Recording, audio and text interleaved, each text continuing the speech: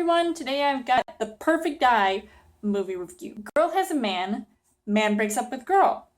Girl finds a new guy, guy looks like the perfect guy until he gets angry, and girl breaks up with guy, thus turning him into a stalker. As far as the story goes, this felt right off the bat like several movies that I have seen that have the same overused plot.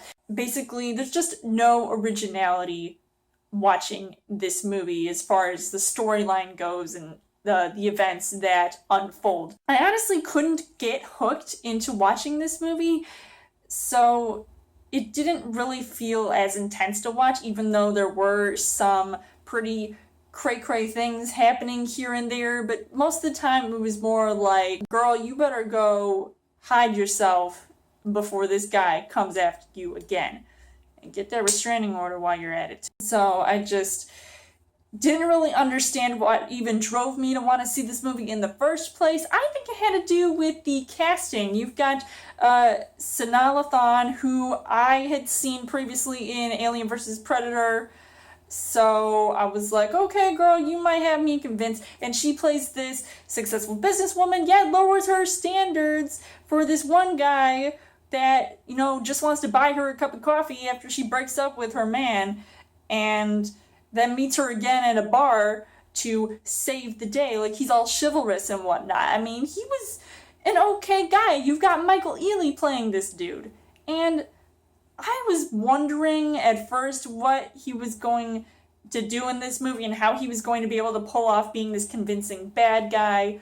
I mean, with those eyes, I can dig it. He definitely had that intimidating factor to him and everything that he was doing, and just, you know, being this really terrifying guy. I mean, I would have to make sure this guy gets a restraining order. I'd rather stick with Morris Chestnut, who was awesome in this movie, and I felt like he didn't have as big of a role in this movie, but when he came on screen, you know, I was happy to see him, because I was hoping that, you know, he can come in and kick this guy's ass. This is a bad love review contender because, obviously, why wouldn't I have any hate for it? I mean, this movie, I just could not love at all. And yes, some parts of the acting was, like, believable, so I bought that. But I feel like that's only the thing that I cared about in this movie. And I just don't feel like everything else was worthwhile watching this movie.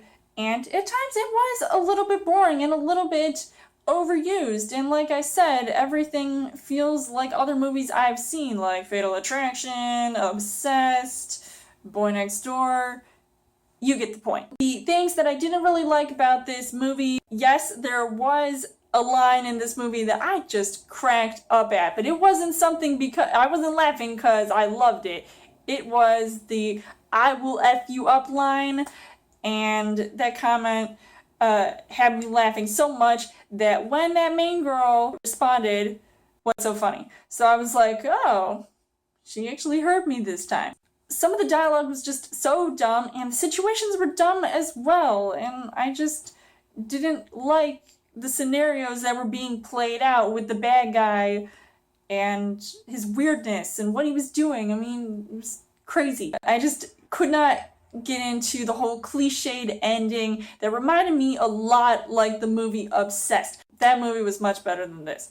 Overall, I would say that The Perfect Guy just did not cut it for me. I knew that it was gonna suck, and I am never seeing this movie again, so I probably would not recommend seeing this movie. Go watch Fatal Attraction. Come on. I would give this a half heart on the heart rate scale. Let me know in the comments what you guys thought of The Perfect Guy. And as always, you guys can subscribe to my channel. I've got more movie reviews, movie updates. Come back every week for a Chill Thursday video. You guys can also like me on Facebook and follow me on Twitter. And I will see you guys